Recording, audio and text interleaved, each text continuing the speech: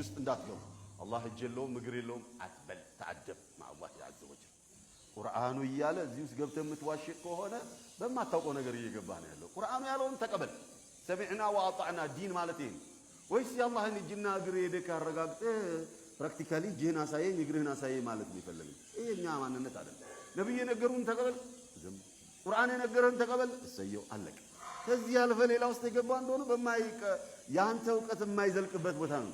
የውመ ዩክሸፉ ዐን ሳቂን ማለት ምን ማለት ነው? የአላሁ ስብሓነሁ ወተዓላ ባቱ በሚከፈትበት ዕለት ቁርአኑ እኮ ነው ያለው አዩ ሳቂን ሃዛ ሳቁላህ ዐዘ ወጀል ቢሆኑ ይመጣና ሲቀባዥር አይ መጃዝይ ነው ሐቂቅይ አይደለም። መን አንት መጃዝይ ነው ሐቂቅይ ነው ብለህ ልትፈስልልን ዘንዳ ሐቂቅይ ነው ብለው ነብዩ ነግረው ሐቂቅይ ነው ብለው ኢብኑ አባስ ፈስረውልህ አንተ ስታበቃ መጥተህ ከኢብኑ አባስ በልጠህ ከነብዩ በልጠህ መጃዝይ ነው ብለህ ታብራራለናል። መጃዝይ ብለው ማለት መንፈስ ማለት እንደው መንፈስ የሌለው ነው መንፈስ ነው የሚለው።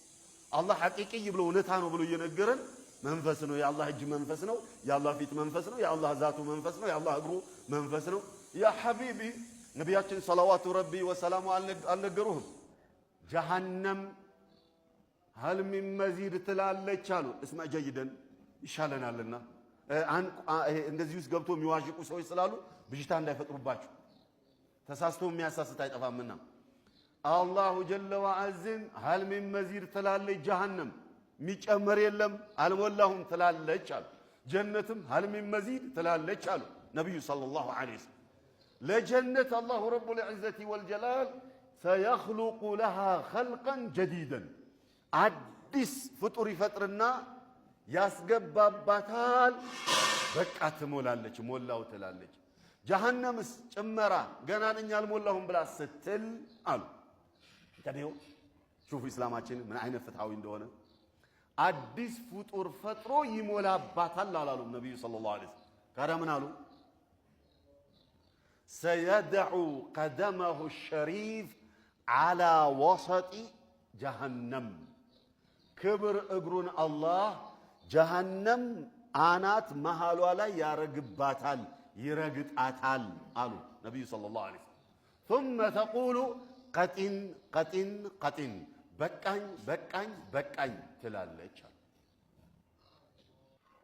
أعوذ بالله من الشيطان الرجيم بسم الله الرحمن الرحيم قل هو الله أحد قل بلهبل الله أحد الله عندنا بلهبل الله الصمد الله متأجاتنا መሸሻችሁ ነው ብለህ በላቸው መሐመድ።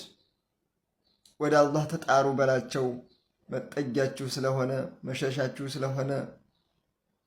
ለም የሊድ አይወልድም አላህ፣ ወለም ይውለድ አይወለድም፣ ወለም የኩን ለሁ ለሱ እንኳን ምንም የለም፣ ኩፉወን አሐድ አንድም አምሳያ ቢጤ ተጋሪ ለአንድነቱ ለብቸኝነቱ ለሀያልነቱ በዛቱም በስፈትም አላህ አንድ ነው ብለህ በላቸው። አለቅ። ከዚህ ውስጥ ስለ እግር ስለ ዛት ዝርዝር አስቀመጠ ወይ? ከዚህ ቁርአን ውስጥ አይን አለ እጅ አለ እግር አለ የእናንተን አይመስልም አለ ወይ? ከዚህ ቁርአን ውስጥ አላህ እጅ አለው እግር አለው አይን አለው ከሚሉት ፈጣሪ የጠራ ነው። ከእስልምና እምነት ሃይማኖት ውጭ የሚያመልኩ ቁርአን ከመውረዱ በፊት የሚያመልኩት አምላኪዎች አይን አለው ጆሮ አለው እግር አለው ሰማይ ላይ ያለው የሚሉትን ሰዎች ለማጥራት ነው ቁርአን የወረደው። አላህ ምንም አምሳያ የለውም ማለት አይኑ ጆሮ እግሩ የሰውን አይመስልም የእናንተን አይመስልም እንጂ አለኝ አለ። ቁርአን ውስጥ እዚህ ዝርዝር አስቀመጠ። አላህ ስለዛቱ እንደ ሰው አካል አስቀመጠ። በኢትዮጵያ ውስጥ ሽርክ ኩፍር እየተስፋፋ ስለሆነ ካልተጠነቀቃችሁ ሁሌም ገደል ትገባለህ። ተጠንቀቅ።